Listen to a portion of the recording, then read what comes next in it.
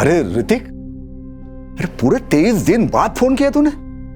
बेटा हफ्ते में एक फोन तो किया कर। कैसा है तू? ठीक हूँ पापा, एक गुड न्यूज है। तू इंडिया आ रहा है? तो तू आ रहा है? कौन सी फ्लाइट से आ रहा है बता, मैं एयरपोर्ट पे लेने आ जाता हूँ। नहीं पापा, एली प्रेग्नेंट है। क्या? अरे ये तो और भी खुशी की बात है। मैं कल ही आस पड़ोस में मिठाई बांट देता हूँ। हाँ, और मैं पहली वाली फ्लाइट पकड़ के चला आता हूँ वहां पर। अरे बच्चे का ख्याल रखने के लिए कोई ना कोई होना चाहिए ना वहां पर। मैं आता हूँ। पापा ये इंडिया नहीं अमेरिका है। हम लोग एनी के लिए एक मेड रखने वाले हैं। ये हम वैसे ही बहुत खर्चे होते हैं। डिलीवरी के बाद मैं आपको एक वीडियो कॉल कर दूंगा। हाँ बेटा, वीडियो कॉल ही सही, पोते का मुंह वीडियो कॉल पर देख लेंगे।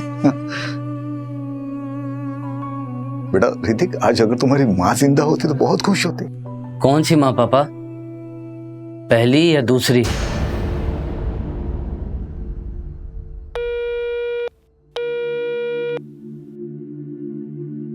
आयला, ऐसा बोला तेरा बेटा? लेकिन तूने तो ये सब उसके लिए किया था ना? मैं 16 साल का था जब पिताजी ने प्राजक्ता से शादी करा दी। प्यार व्यार कुछ पता नहीं था मुझे। ऋतिक हुआ, उसके बाद पल्लवी, उसके बाद प्राजक्ता से बस प्यार होने वाला ही था। हाँ, सब जानती हूँ। मैडम को कैंसर हो गया, मैडम चल बसी, फिर उसके बाद तुमने दूसरी शादी की, तुम्हारी दूसरी बीवी भी भाग गई। 10 बार सुन चुकी हूँ ये स्टोरी। मेरी मानो, तुम ना अभी ये सब चीज के बारे में सोचना छोड़ दो और अपने ये नालायक बच्चों से ना जितना हो सके उतना दूर रहो। टाइम वेस्ट मत करो उनके पीछे। ले, तुम्हारे छोटे भाई का फोन है। ये ना सबसे बड़ा वाला गेद है, मैं बता रही हूँ। हाँ बोल अविनाश। हाँ नरेश भैया, कैसे हैं? मैं ठीक हूँ। पार्थ कैसा है? हाँ अच्छा है, एग्जाम देने गया है। अच्छा मैं क्या कह रहा था भैया, वो आपकी बीपी की दवा है ना? हाँ है। अच्छा वो कोलेस्ट्रॉल वाली? हाँ है, सब कुछ है। अच्छा भैया मैं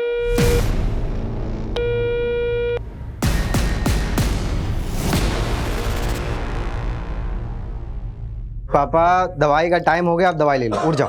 अरे वकील साहब। हाँ नमस्ते अंकल। नमस्ते नमस्ते। अरे कैसी है तबीयत?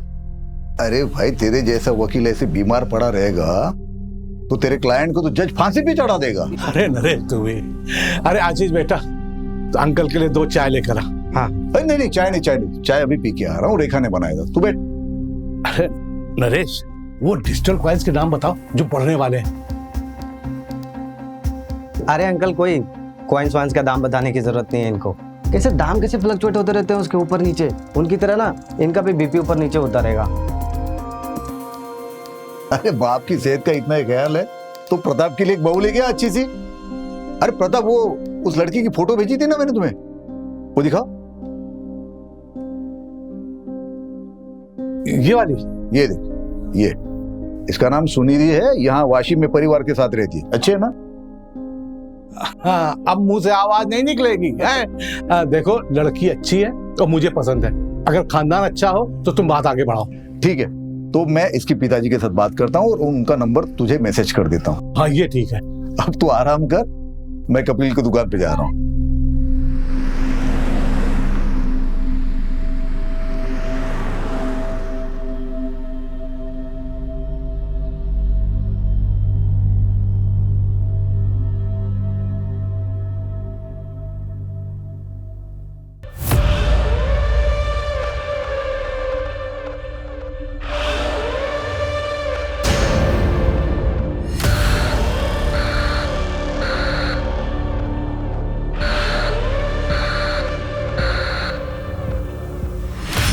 कपिल भाई, मैंने सुना दाल के भाव फिर से बढ़ गए।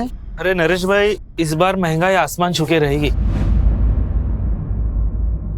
Hello uncle. हेलो बेटा। आप मेरी डॉल लाए? तुम्हारी डॉल? हाँ लाया हूं ना, घर पे रखी है। लेकिन वो डॉल तुम्हें तब मिलेगी जब तुम्हें 10 में से 10 मार्क्स आएंगे।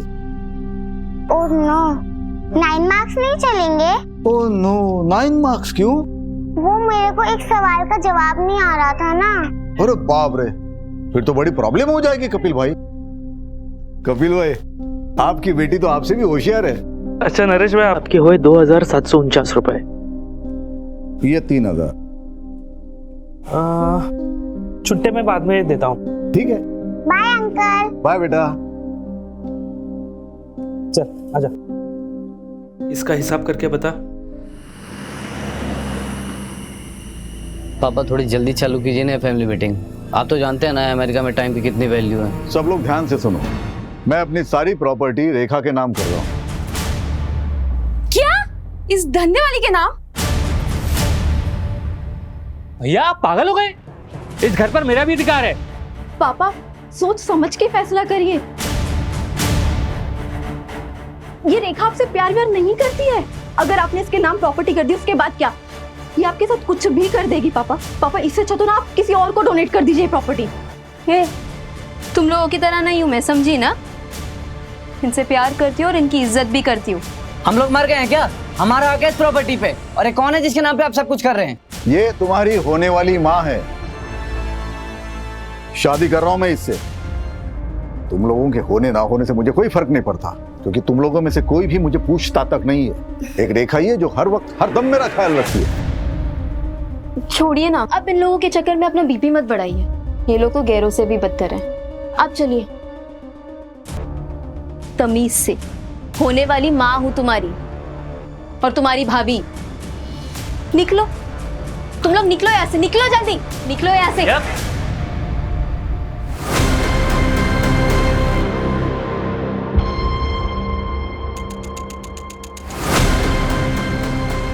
बुढ़ापे में दिमाग खराब हो गया पापा जी का।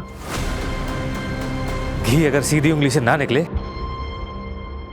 तो उंगली टेढ़ी करनी पड़ती है।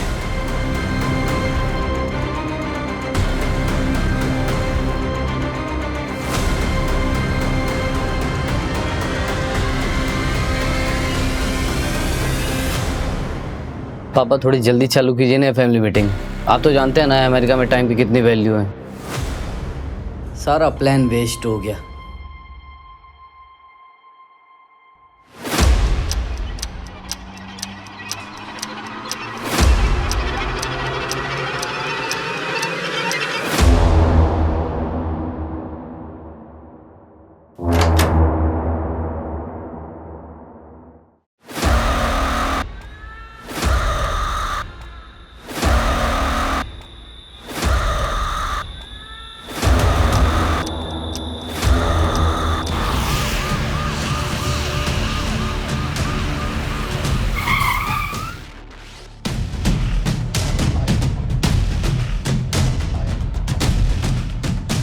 सर, विक्टिम की मंगेतर ने बॉडी देखकर हमें इन्फॉर्म किया। सब देखिए ना क्या हो गया इन्हें। नहीं छूटो ना। ये कौन है? सर यही तो है मंगेतर। इनकी? सर इस तरफ आइए। विक्टिम का नाम नरेश देशमुख है, अकेला रहता था। फैमिली, एक बेटी है जो यहीं कमलाबाद में रहती है, बेटा यूएस में रहता है और एक छोटा भाई है जो यशवंत कॉलोनी में रहता है। सबको इन्फॉर्म कर दिया है सर।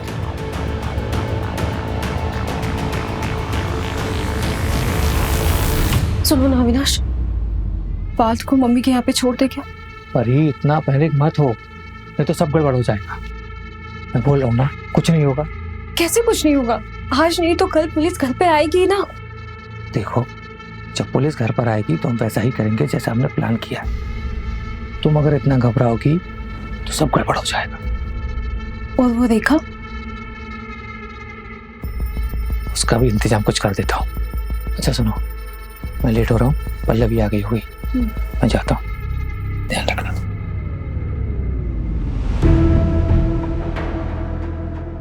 कल रात को 8 बजे तक मैं ऐसे निकल गई थी। तब मुझसे कहा कि मैं सोने जा रहा हूँ। सुबह नाश्ता लेके आई तो देखा कि दरवाजा खुला हुआ था। अंदर आई तो अच्छा ये बताओ कि घर से कुछ चोरी हुआ है? मंगेतर मरा है मेरा और आपको चोरी की पड़ी है। देखो हमें ये सब जानना जरूरी है क्योंकि इन्वेस्टिगेशन उसी हिसाब से होगी। तो सब आज ही करना है आपको।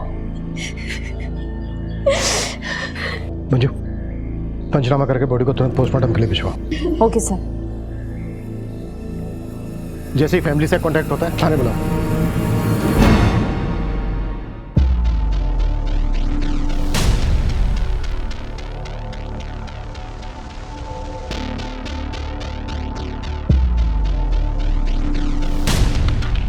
सूरज ऊपर चेक किया?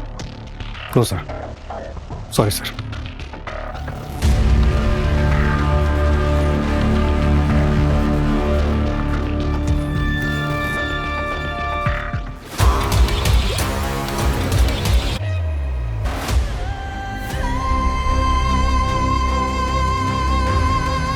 रिया, रिया! संभालिए सर, किसने मारा?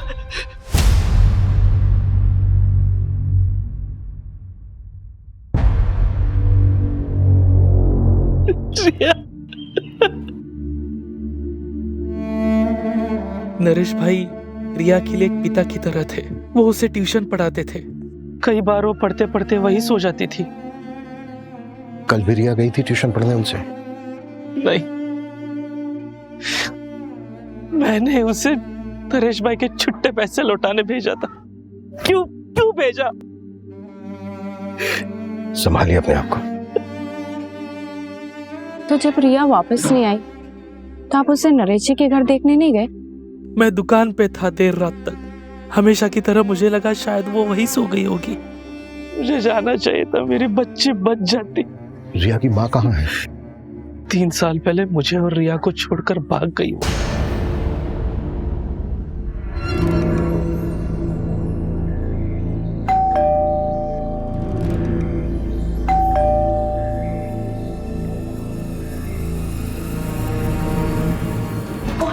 अरे हेलो, कहाँ अंदर घुसे जा रहे हो? कहाँ है पापा की बॉडी? पुलिस वाले ले गए। और हाँ, तुम दोनों को भी थाने बुलाया। और तुझे यहीं छोड़ गए? हाँ, उन्होंने कहा कि घर वालों को भेज देना। अक्सर असली दुश्मन घर वाले ही होता है ना।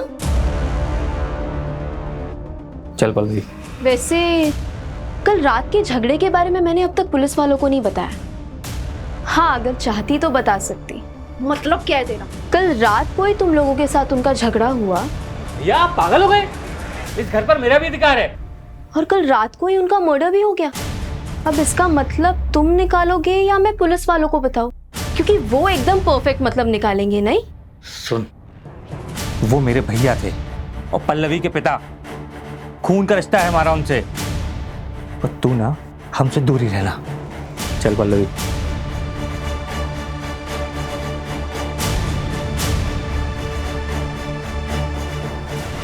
कई बार खून के रिश्तेदारों से ज्यादा पराये लोग अपने हो जाते हैं ना माँ। कोई अपना अपना नहीं होता, सब पैसों के रिश्तेदार है। पैसा है बच्चे अपने, पैसा है रिश्तेदार अपने। पैसा खत्म रिश्ता खत्म। तू क्यों फिक्र कर रहा है? तेरे पास तो इतना सारा पैसा है। तेरी गाड़ी आई? अरे नहीं माँ, इस उम्र में गाड़ी लेके क्या करूंगा। मैं सोच रहा हूँ पल्लवी को गाड़ी लेके दे दूं। वो बेचारी स्कूटी से जाती है कॉलेज। कितनी बार समझाया तुझे, पर तू नहीं समझता। लुटा दे अपनी सारी दौलत अपने नालायक रिश्तेदारों पे, लेकिन जब तू मरेगा ना, तेरे कफन के लिए किसी के पास से पैसा भी नहीं निकलेगा। तो तू दे दे ना कफन। हाँ, दे दूंगी ना। ये चादर तूने ही दी है ना, यही दे दूंगी। शहर में हुए डबल मर्डर ने पूरे खोपोली के लोगों को सकते में डाल दिया है। इस चौंका देने वाले मर्डर ने एक बार फिर से पुलिस प्रशासन पे सवाल उठाया है। क्या शहर के लोग सेफ हैं? देखिए, बॉडी पोस्टमार्टम के लिए भेजी गई है। 24 घंटे बाद आपको दे देंगे। पापा तो बहुत अच्छे आदमी थे, भला उन्हें ऐसे कोई क्यों मारेगा? क्यों झूठ बोल रही है पल्लवी? सर मैं आपको बताता हूँ। दरअसल भैया 1 नंबर के अड़ियल इंसान थे। भाभी के जाने के बाद उन्होंने ऋतिक को अमेरिका भेज दिया, तो जिससे उनकी अय्याशी चलती रहे। सर आप देखना, पीएम की रिपोर्ट आने वाली है, उसमें पक्का उनको एड्स निकलेगा। चाचू, आप ये क्या कह रहे हैं? हाँ तो झूठ क्या बोल रहा हूँ, जो सच है वही बता रहा हूँ। तो रेखा को पता था ये सब? उसे क्या ही फर्क पड़ता है, वो तो खुद एक धंधे वाली थी। रेखा तो मंगेतर थी ना नरेश जी की। हाँ, दिमाग खराब हो गया था पापा का। कल रात आप लोग कहाँ थे? अपने घर पे पापा से मिलने गए थे, फिर सब अपने अपने घर आ गए। सब एक साथ मिलने गए थे, जाहिर सी बात है कोई खास वजह होगी। कल रात पापा अपने प्रॉपर्टी का बंटवारा करने वाले थे। तो हो गया बंटवारा? मैं अपनी सारी प्रॉपर्टी रेखा के नाम कर रहा हूँ। भैया आप पागल हो गए? निकलो यहाँ से। भैया नहीं सर, बस कैजुअल डिस्कशन हुआ और कुछ नहीं।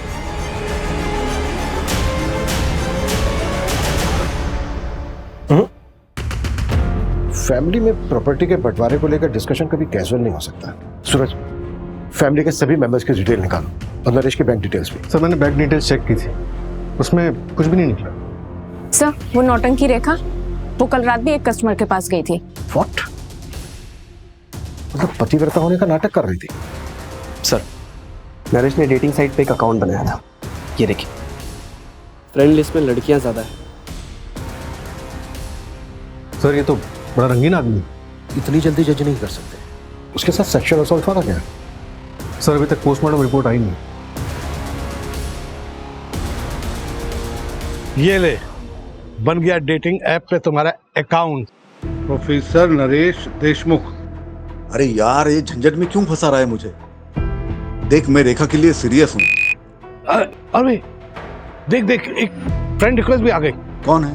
फोटो देख, क्या मस्त लग रही है। डाइवोर्सी है। हाय, मेरा नाम ललिता है। आप मुझे जेन्युइन लगे क्योंकि आपने अपनी फोटो लगाई। आप एक्स प्रोफेसर हो? प्रोफेसर। सर घर से जो सामान चोरी हुआ है ये उसकी लिस्ट है, रेखा ने दी। तो ज्वेलरी सेट, चांदी के कुछ बर्तन, रिस्ट वॉच, वॉल क्लॉक और 45,000 रुपए कैश। सूरज, सभी ज्वेलर्स और खबरियों को एक्टिवेट कर दो। कहीं भी कोई ज्वेलरी बेचने आता है तुरंत हमें इन्फॉर्म करें। Right sir.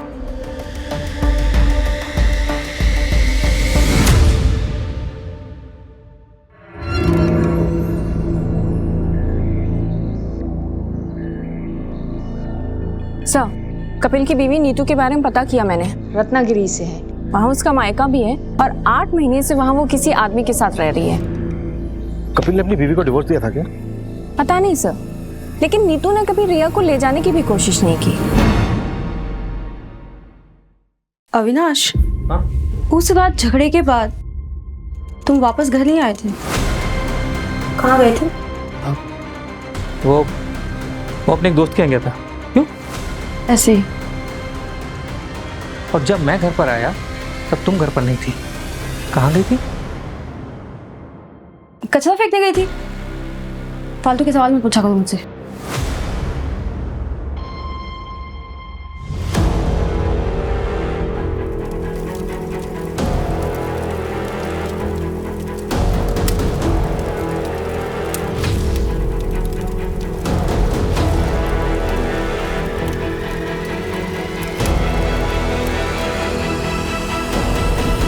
तुम्हें किसी पे शक है? सर मुझे शक नहीं, पूरा यकीन है। ये काम रेखा का ही है और अब वो चली भी गई है। इतने यकीन के साथ कैसे कह सकते हो? सर पापा उसके नाम पे प्रॉपर्टी कर रहे थे, तो उनके मर्डर के बाद पूरा बेनिफिट उसे ही मिलेगा। प्रॉपर्टी उसके नाम पर हुई? नहीं।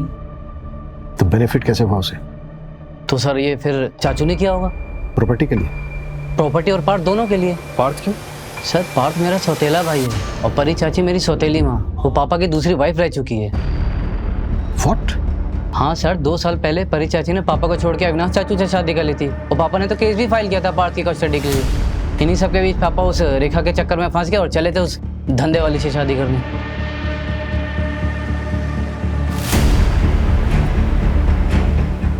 तुम इंडिया कब आए?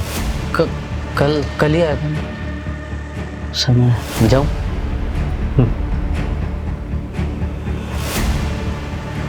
ये बात हमें अविनाश और परी ने क्यों नहीं बताई?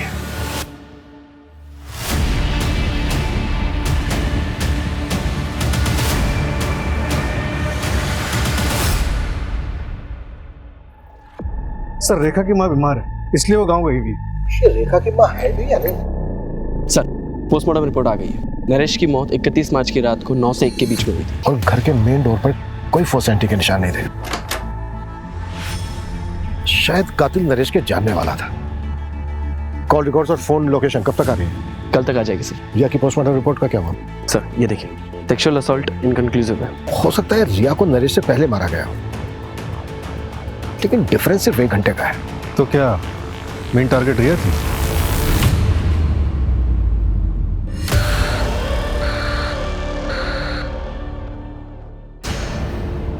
इसमें बताने वाली क्या बात है? हम लोग ऑफिशियली अलग हुए थे और इस बात को 2 साल हो चुके हैं। हम सबके बीच में वैसे भी सब ठीक ही चल रहा था। पार्थ की कस्टडी को लेकर केस चल रहा था आप लोगों के बीच और आप कह रही हैं कि सब कुछ ठीक चल रहा था। देखिए, आपको मुझ पे शक है ना, तो पहले जाइए, सबूत लेके आइए, फिर बात करेंगे हम। वो तो हम ले ही आएंगे। पहले ये बताइए कि विनाश कहाँ है? ऑफिस गए।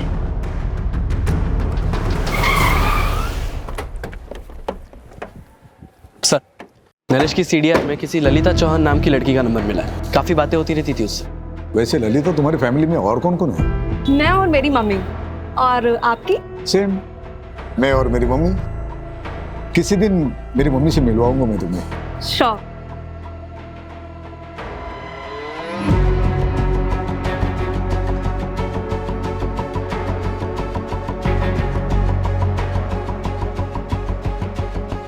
देखो ललिता, मुझे गलत मत समझना, मैं एक दोस्त की तरह मिलने आया हूँ तुम्हें। और ये ऐप पे जो अकाउंट है ना, वो मैंने नहीं बनाया था, मेरे दोस्त ने बनाया था मेरे नाम से। और ऑलरेडी मेरी एक मंगेतर है। It's okay, I understand. Actually मुझे आपसे एक हेल्प चाहिए थी। आप RM सहानी कॉलेज में प्रोफेसर थे ना? हाँ। मैं वहाँ जॉब के लिए अप्लाई करना चाहती हूँ, तो क्या आपकी कुछ मदद मिल सकती है? अरे बिल्कुल करूंगा। वहाँ के प्रिंसिपल तो मेरे दोस्त है, बहुत अच्छे दोस्त है। मैं बात करता हूँ उनसे, तुम सिर्फ इंटरव्यू दे के आना। Thank you so much. क्या? लेकिन नरेश जी की माँ तो है ही नहीं। अरे लेकिन ऐसे कैसे हो सकता है? उन्होंने तो मुझे अपनी माँ की फोटो दिखाई थी और वो उनसे मुझे मिलाने भी वाले थे। अच्छा, तुम्हें नरेश जी ने कभी कुछ और बताया या फिर उनके बारे में कोई ऐसी बात जो इन्वेस्टिगेशन में हमारी हेल्प कर सके? पता नहीं आपके लिए कितना हेल्पफुल होगा, पर नरेश जी ने बताया था कि उनका एक भाई है। क्या नाम है उसका? हाँ, अविनाश। वो थोड़े अजीब हैं, अडल्ट साइट्स और डार्क वेब देखने के आदी हैं। हेलो, क्या? ओके, मैं आती हूँ। तुमने सीधे डीसीपी ऑफिस में कंप्लेंट डाल दी। अरे तुम्हें हमारे पास आना चाहिए था ना। तो तुम्हें ये लगता है कि तुम्हारी वाइफ नीतू ने रिया को मारा है? लगता नहीं है मैडम, मुझे यकीन है, क्योंकि उस दिन नीतू यहीं खोपोली में थी।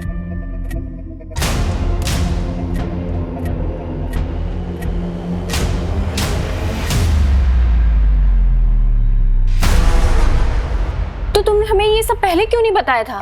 बेटी की लाश हाथों में थी मैडम, मेरा दिमाग सुन हो गया था। तो जब याद आया था तब पुलिस स्टेशन आना चाहिए था ना। तुम तो पहुंच गए सीधे डीसीपी ऑफिस। हम गरीबों की कौन सुनता है मैडम, और मैं देख रहा हूँ आप लोग सिर्फ नरेश भाई के मर्डर की जांच कर रहे हैं। आप लोग ये मान चुके हो कि जो कुछ हुआ है वो नरेश भाई के लिए हुआ है और उसमें मेरी बेटी रिया की जान गई। लेकिन इसका उल्टा हुआ है मैडम, रिया को नीतू ने मारा है और उसमें नरेश भाई मरे। हाँ सुनो, एक नंबर ट्रैक करो, अर्जेंट है। नीतू शर्मा नाम है, नंबर भेजती हूँ मैं।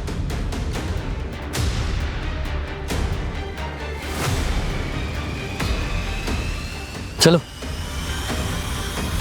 सर, मैंने नरेश की पिछले 2 साल की सीडीआर स्टडी की, तो एक बात पता चली। नरेश का एक नेबर है प्रताप वर्मा, उससे काफी बातें होती थी उसकी। और सर, सीडीआर में एक और बात पता चली, ये नरेश की फैमिली उससे 1 साल पहले ही टच में आई।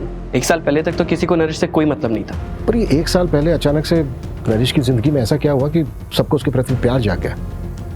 Anyway, नरेश की माँ का कुछ पता चला? अभी तक नहीं सर, मैंने फैमिली से पूछताछ की। उनका कहना है कि 20 साल पहले उसकी माँ मर गई थी। तो फिर नरेश ने अपनी माँ बताकर ललिता को फोटो किसकी दिखाई?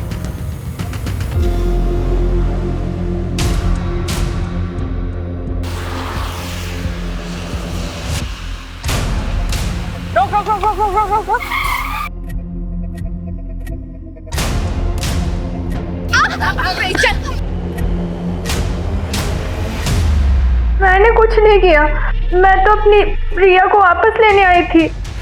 3 साल बाद।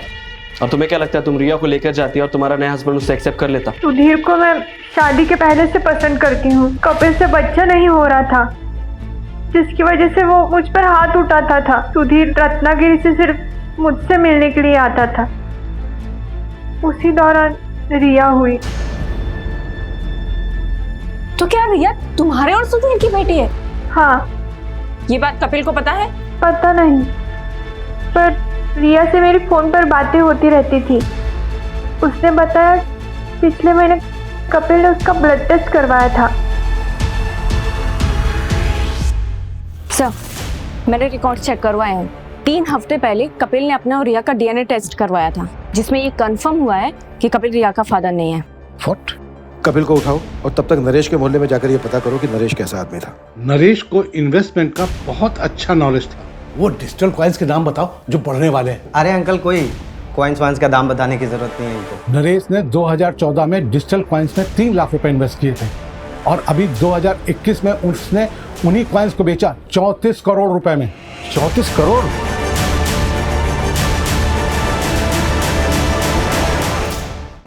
कहाँ है ये 34 करोड़? हमने तो उनका बैंक अकाउंट चेक किया था, उसमें तो कुछ भी नहीं मिला। अबे 34 करोड़ कहाँ है ये तो मुझे नहीं पता, लेकिन ये नरेश के रिश्तेदार जो उसके पीछे दुम हिलाते घूम रहे हैं वो सिर्फ उस 34 करोड़ के लिए। 34 करोड़ ना नरेश के बैंक अकाउंट में है और ना ही उतना पैसा उसके घर में मिला। हाँ सर, पूरे 34 करोड़ रुपए गायब है। आखिर इतना सारा पैसा उसने रखा कहाँ होगा? और सर 1 साल से इतना पैसा रखना क्राइम को खुला इन्विटेशन देने के बराबर है। सर, कपिल फरार हो गया है। उसके घर में ताला लगा है और नंबर भी स्विच ऑफ आ रहा है।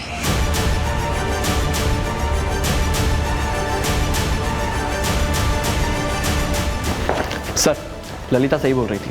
मैंने नरेश के ऑनलाइन ड्राइव से ये फोटो रिकवर किया है। पता करो कौन है ये औरत। Yes sir.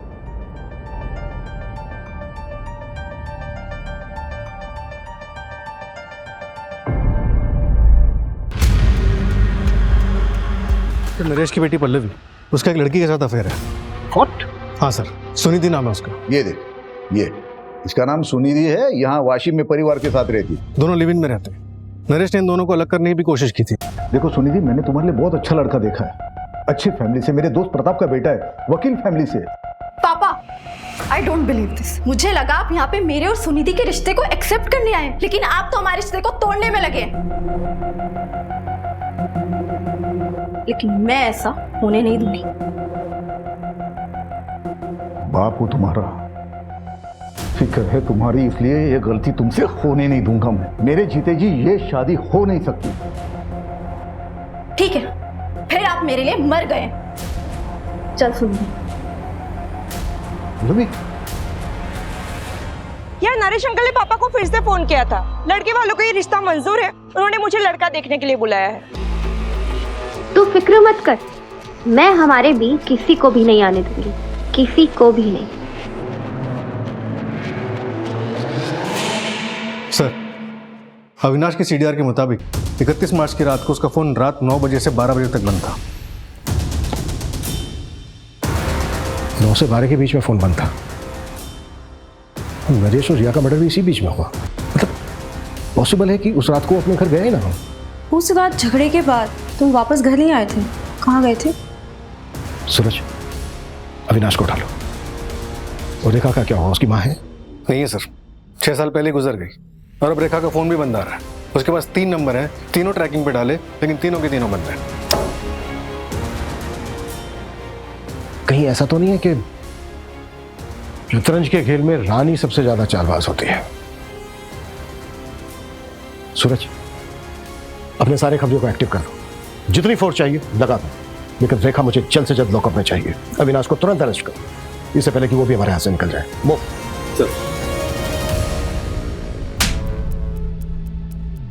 याद आया? हाँ, वो 34 करोड़ वाली बात। मुझे पता था कि भैया के पास 34 करोड़ रुपए हैं, पर मैंने नरेश भैया का मर्डर नहीं किया सर। 31 मार्च की रात को अपना मोबाइल फोन बंद करके कहाँ गया था तू? वो मैं अपने एक दोस्त के यहाँ गया था। दोस्त का नाम और नंबर बोल। बंसी नाम है उसका, नंबर मेरे मोबाइल में है, मैं देख के बताता हूँ आपको। उसकी ज़रूरत नहीं है, नंबर है हमारे पास 733219। रेखा का नंबर है ये। क्राइम की रात को रेखा अपने क्लाइंट से मिलने गई थी और वो क्लाइंट तू।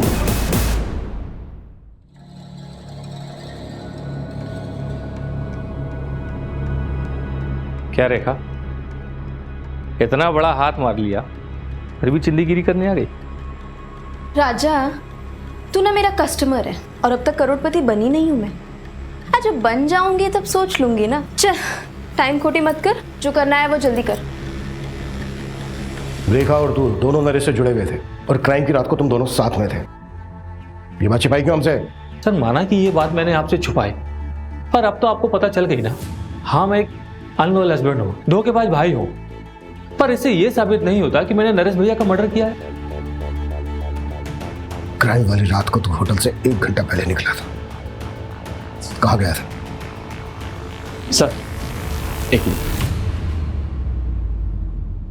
सर, जैसे ललिता ने कहा था, मैंने अविनाश की सर्च हिस्ट्री कंगाली। अविनाश डल साइट्स और डार्क वेब देखने के आदी हैं। मुझे कुछ मिला नहीं, तो मैं रैंडमली डार्क वेब पे सर्च कर रहा था, तो मुझे ये वीडियो मिला।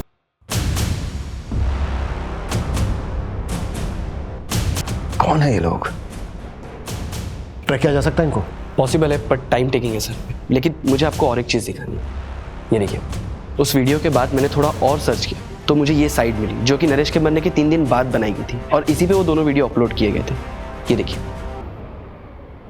नरेश का मर्डर रिकॉर्ड किया गया। इसका मतलब ये है कि कम से कम 2 लोग थे वहां पर। और तो और सर, नरेश के नाम से ही अपलोड किया गया है। वीडियो का टाइटल है नरेश देशमुख पनिशमेंट। कैसा पनिशमेंट है? और वो जो दूसरा वीडियो बता रहे थे वो? हाँ सर। मंजू, ये वही लड़की है ना जिसके साथ नरेश चैट करता था? हाँ सर, ललिता, और इससे मैंने बात भी की थी। विपुल, ये वीडियो जिसने अपलोड किया है उसको ट्रैक करने की कोशिश करो। ये बंदा जल्द से जल्द चाहिए मुझे। Okay sir. मेरा नाम कपिल गुप्ता है। मैं खोपोली महाराष्ट्र का रहने वाला हूँ। मुझे आप लोगों से एक जरूरी बात कहनी है। सर, अपलोडर का आईपी एड्रेस ट्रैक हो गया है। ये देखिए, ये वीडियो आज सुबह ही अपलोड हुई है। धोखेबाज की तलाश जारी है। अगर आपको भी किसी ने धोखा दिया है तो उसका प्रोफाइल हमें भेजिए, उसकी सजा हम तय करेंगे। ये तो खुलेआम सुपारी उठा रहा है। नहीं सर, हर कोई डार्क वेब एक्सेस नहीं कर सकता। आईपी एड्रेस क्या है? शॉकिंग है सर, ये देखिए।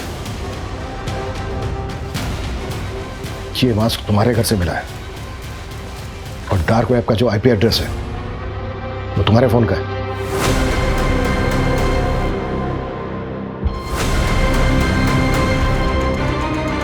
सर, हम लोग सिर्फ फेक मर्डर सीन शूट करते थे वायरल होने के लिए। हमने नरेश का मर्डर नहीं किया है। तो तुम अपने फादर को उनके नाम से बुलाते हो? मेरा कोई बाप नहीं है, सिर्फ एक माँ है। इस लड़की के साथ क्या किया? कौन है ये? हम नहीं जानते। ये बच्चे नरेश का मर्डर करेंगे मुझे नहीं लगता। नरेश का मर्डर बहुत ही ब्रूटली हुआ है, इनके बस की बात नहीं है। सर, वो बूढ़ी औरत, उसको ट्रेस कर लिया है, लोकेशन मिल गई उसकी। गुड। कपिल की लोकेशन मिली? नहीं सर, कपिल अभी भी फरार है। चलो तब तक बूढ़ी औरत से मिलते हैं। Okay sir. सर, उस बूढ़ी औरत को ओल्ड पुणे हाईवे पे देखा गया है।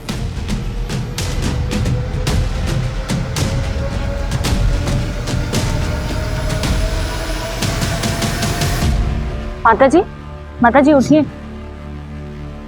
मैंने समझाया था उसे, लेकिन उसने मेरी बात नहीं मानी। उसने जब झूठ बोलने के लिए कहा था तभी मैं समझ गई थी जरूर इसके साथ कुछ होने वाला है। कैसा झूठ लाजू? माँ, ये देख, कुछ कपड़े लाया हूं तुम्हारे लिए। क्या? अच्छे है ना? मैं क्या बोल रहा हूँ, कब तक तू ऐसे सड़कों पे पड़ी रहेगी? चल ना, घर चलना। अरे बाबा, अपने घर की महाभारत झेल चुकी हूँ मैं। बेटा और बहू ने सड़कों पे फेंक दिया, अब तेरे घर की महाभारत झेलूं? मुझसे नहीं होगा। अरे माँ, मेरे घर में महाभारत होने के लिए घर में कोई होना भी तो चाहिए। क्यों? पैसों की बात सुनकर कोई नहीं आया? सोचा था 34 करोड़ का झूठ बोलूंगा तो सारे दौड़े चले आएंगे, सारे साथ में रहेंगे, फैमिली साथ रहेगी, अच्छा लगेगा। तो कोई फायदा नहीं हुआ। उन्हें प्यार नहीं है मुझसे, पैसों के लिए फोन करो, दिखावे के लिए फोन करो। तो क्या वो क्रिप्टो की 34 करोड़ वाली बात झूठ थी? और नहीं तो क्या। अरे अरे साहब, 34 करोड़ होते तो राजा की तरह नहीं रहता।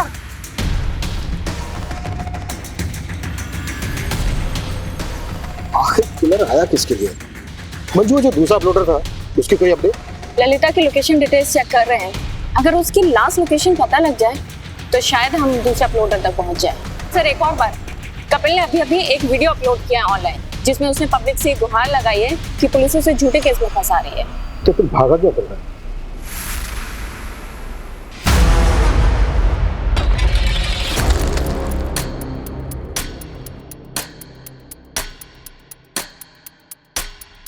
रिया, ये ले, ये नरेश अंकल को पैसे लौटा दे। अभी? हाँ अभी, और वहीं पे सो जाना। बाबा मुझे आपके साथ रहना है। बोला ना तुझे एक बार, समझ में नहीं आता, जा।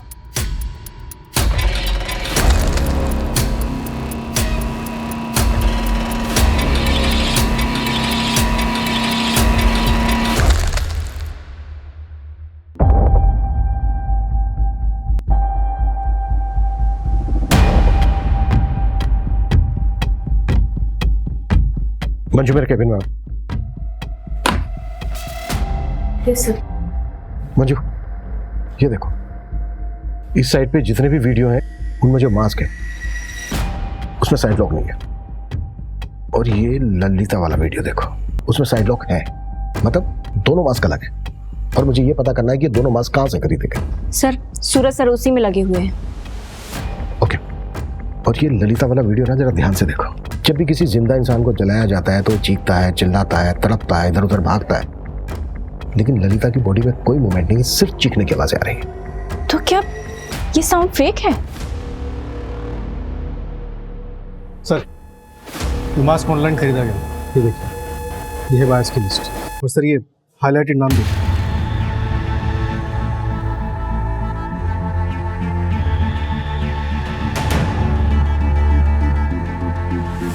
मंजू, लोकेशन ट्रैक हो गई है, मैंने तुम्हें डिटेल्स भेज दी।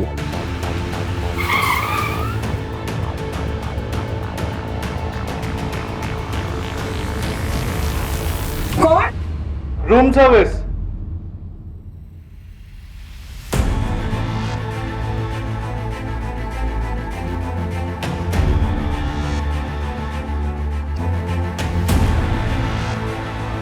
सर मैं एक एक्टर हूँ, मराठी सीरियल में छोटे मोटे रोल प्ले करती हूँ। उसने मुझे बोला एक रोल प्ले करना है, सुन के मैंने शुरुआत में मना कर दिया सर, शपथ, पर फिर घर का रेंट और खर्चे तो मैंने कर लिया सर।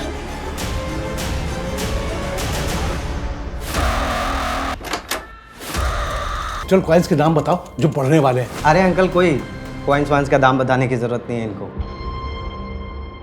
अंकल क्या करना है पापा इसका? जा टेरिस पर फेंक करा इसको। नरेश के भरोसे का खूब फायदा उठाया तुम लोगों ने। धोखा तो उसने दिया था मुझे, डिजिटल कॉइन में इन्वेस्ट करके उसने 34 करोड़ रुपए बना लिए और मुझे गलत कॉइन बता दिया। चलता था मुझसे कि कहीं मैं अमीर ना हो जाऊं। अरे किसी काम के लिए उससे कुछ पैसे मांगे तो मना कर दिया उसने मुंह पे। वो वीडियो बनाने का क्या मतलब था? वो पार्थ ऐसे वीडियोस बनाता है, मुझे पता था, तो ऐसे वीडियो बना के मैंने डार्क वेब पे डाला आप लोगों को मिसलीड करने के लिए। बस सर इसके अलावा कुछ नहीं पता सर, हमें 34 करोड़ हमारे पास नहीं है सर। होते कैसे? क्योंकि नरेश के पास 34 करोड़ रुपए थे ही नहीं, उसे कोई डिजिटल कॉइन्स नहीं बेचे थे, ये एक झूठी कहानी थी। तो पापा ने हमारा प्यार पाने के लिए झूठ बोला, और इस वजह से हुआ पापा का मर्डर। हाँ, प्रताप, आशीष और ललिता को हमने मर्डर और साइबर फ्रॉड के आरोप में अरेस्ट कर लिया है। देखो ये क्राइम भले ही उन्होंने किया, पर इस क्राइम को हवा तुम लोगों ने दी। तुम लोगों का प्यार पाने के लिए उन्होंने एक झूठी कहानी गढ़ी और वही कहानी सबको बोली। उन्हें लगा शायद पैसों का लालच, पैसों की भूख तुम लोगों को उनके पास वापस ले आएगी, पर वो गलत थे, क्योंकि तुम लोग तो लौटे ही नहीं। और उस झूठी कहानी ने गिद्धों को निमंत्रण दिया, जिसकी वजह से वो अपनी जान कमा बैठे और उनके साथ वो बच्ची रिया भी बेवजह मारी गई। ये जिंदगी बहुत छोटी है, इसे अपनों के साथ बहुत प्यार से गुजारिए। कभी उन्हें अकेलेपन का एहसास नहीं होने देना चाहिए।